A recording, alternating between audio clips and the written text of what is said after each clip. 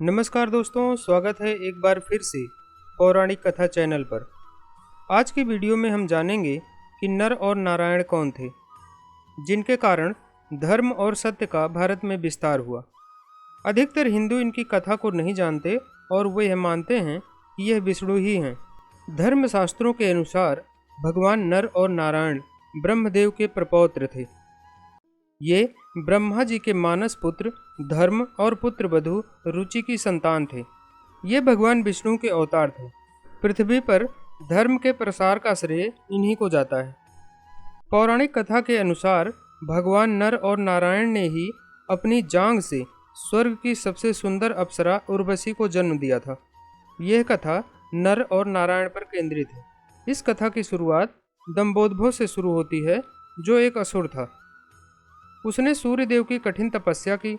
सूर्यदेव जब प्रसन्न होकर प्रकट हुए और वरदान मांगने को कहा तो उसने अमरत्व का वरदान मांगा, लेकिन सूर्यदेव ने कहा यह संभव नहीं है। तब उसने मांगा कि उसे 1000 दिव्य कवचों की सुरक्षा मिले। इनमें से एक भी कवच सिर्फ वही तोड़ सके जिसने 1000 वर्ष की तपस्या की हो, और जैसे ही कोई एक भी कवच को तोड़े वो तुरंत मृत्यु को प्राप्त हो। सूर्य देवता बड़े चिंतित हुए। वह इतना तो समझ ही गए थे कि यह असुर इस वरदान का दुरुपयोग करेगा, किंतु उसकी तपस्या के आगे वे मजबूर थे। उन्हें उसे यह वरदान देना ही पड़ा। इन कवचों से सुरक्षित होने के बाद वही हुआ जिसका सूर्यदेव को डर था। दंभोदभव अपने सहस्त्र कवचों की शक्ति से अपने आप को अमर मानकर मन चाहे अत्याचार करने लगा। वो सहस्त्र कवच नाम से जाना जाने लगा। उधर सती जी के पिता दक्ष प्रजापति ने अपनी पुत्री रुचि का विवाह ब्रह्मा जी के मानस पुत्र धर्म से किया। रुचि ने सहस्त्र कवच के बारे में सुना हुआ था और उसने श्री विष्णु से प्रार्थना की कि इसे खत्म करने के लिए वे आएं। विष्णु जी ने उसे आश्वासन दिया कि वे ऐसा ही करेंगे। समय क्रम में रुचि ने 2 जुड़वा पुत्रों को जन्म दिया, जिनके नाम हुए नर और नारायण। दोनों 2 शरीर में होते हुए भी एक थे, 2 शरीरों में एक आत्मा।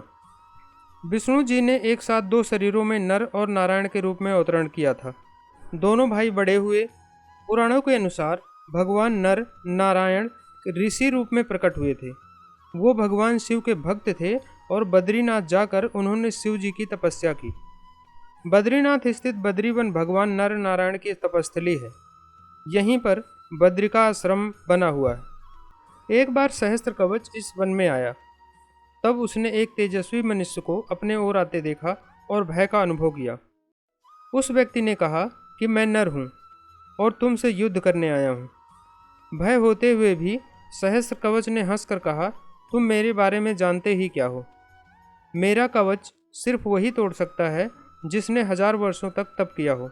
नर ने हंसकर कहा कि मैं और मेरा भाई नारायण एक ही हैं। वो मेरे बदले तप कर रहा है और मैं उनके बदले युद्ध करूंगा। युद्ध शुरू हुआ और सहस्त्र कवच को आश्चर्य होता रहा, क्योंकि नारायण के तप से नर की शक्ति बढ़ती चली जा रही थी।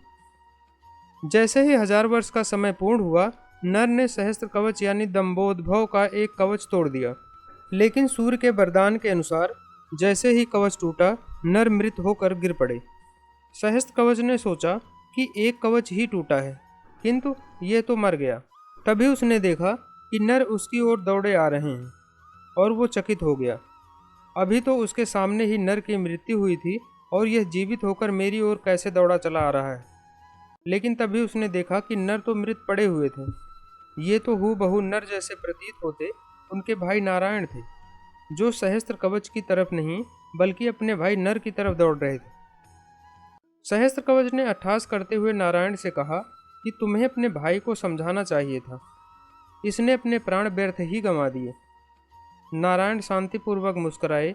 उन्होंने नर के पास बैठकर कोई मंत्र पढ़ा और चमत्कारिक रूप से नर उठ बैठे। तब सहस्त्र कवच की समझ में आया कि 1000 वर्ष तक शिव जी की तपस्या करने से नारायण को मृत्युंजय मंत्र की सिद्धि हुई है, जिससे उसने अपने भाई को पुनर्जीवित कर लिया।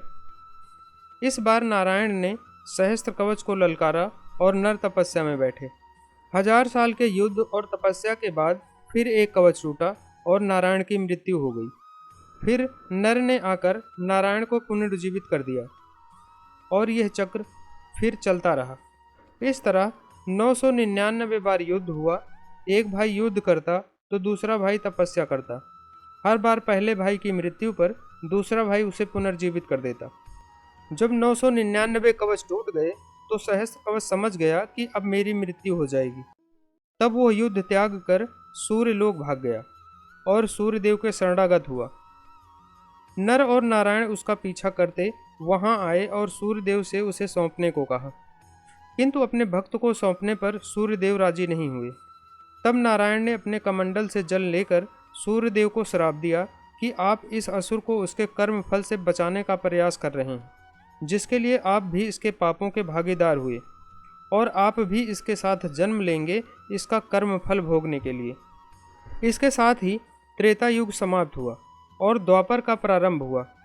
कुछ समय बाद कुंती ने अपने वरदान को जांचते हुए सूर्यदेव का आह्वान किया और कर्ण का जन्म हुआ। लेकिन यह आमतौर पर बहुत कम लोग ही जानते हैं कि कर्ण सिर्फ सूर्यपुत्र ही नहीं बल्कि उसके भीतर सूर्य और दंभोदभ दोनों हैं। जैसे नर और नारायण में 2 शरीरों में एक आत्मा थी, उसी तरह कर्ण के एक शरीर में 2 आत्माओं का वास था, सूर्य और सहस्त्र कवच। कहते हैं कि द्वापर में नर नारायण का जन्म श्री कृष्ण और अर्जुन के रूप में हुआ था। कर्ण के भीतर जो सूर्य का अंश है वही उसे तेजस्वी वीर बनाता है, जबकि कर्ण के भीतर दंभोदभ के कर्मफल ही कर्ण से अनेकानेक अन्याय, द्रौपदी का अपमान, ऐसे ही अनेक अपकर्म करने को प्रेरित करते हैं। यदि अर्जुन कर्ण का कवच तोड़ता तो तुरंत ही उसकी मृत्यु हो जाती। इसीलिए इंद्र उससे उसका कवच पहले ही मांग ले गए थे। तो दोस्तों, आज के वीडियो में बस इतना ही। ये जानकारी आपको पसंद आई है तो वीडियो को लाइक और शेयर कीजिए, और हाँ, चैनल पर नए हैं तो सब्सक्राइब कर घंटी जरूर दबाइएगा। मिलते हैं एक और नए वीडियो में, तब तक के लिए नमस्कार।